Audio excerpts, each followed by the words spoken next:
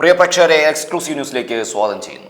സ്വതന്ത്രനെ മേയറാക്കി തിരുവനന്തപുരത്ത് LDFും UDFും ഒന്നിക്കുമോ എന്ന ചർച്ചയാണ് നടക്കുന്നത്. അപകടം മുന്നിൽ കണ്ട് BJP.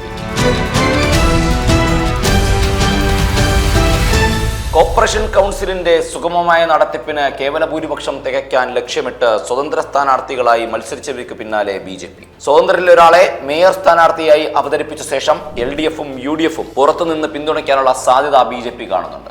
ഇനി വോട്ടെടുപ്പ് നടത്താനുള്ള വിഴിഞ്ഞം BJPക്ക് പ്രതീക്ഷയുള്ള വാർഡല്ല.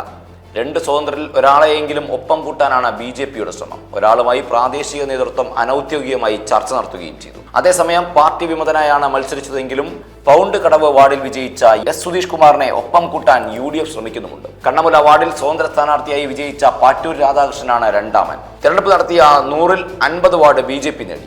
LDF 29, UDF 19 വീതം സീറ്റുകളും നേടിയിട്ടുണ്ട്. ഏറ്റവും വലിയ ഒറ്റകക്ഷി എന്ന നിലയിൽ BJPക്ക് കോർപ്പറേഷൻ ഭരിക്കാം. കേവല ഭൂരിപക്ഷം തികയാത്തത് ഭാവിയിൽ വെല്ലുവിളിയാകുമെന്ന വിലയിരുത്തലിലാണ് അംഗസംഖ്യ 51 സ്വതന്ത്രരുടെ പിന്തുണയ്ക്ക് BJP ശ്രമിക്കുന്നത്. നിയമസഭാ തെരഞ്ഞെടുപ്പ് അടുത്തിരിക്കെ LDFും UDFും ഒരുമിക്കാൻ സാധ്യതയില്ലെങ്കിലും സ്വതന്ത്ര സ്ഥാനാർത്ഥികൾ ഇരു മുന്നണികൾക്കും പിന്തുണ നൽകിയാൽ തിരിച്ചടിച്ചേക്കുമെന്നാണ് BJP വിലയിരുത്തൽ.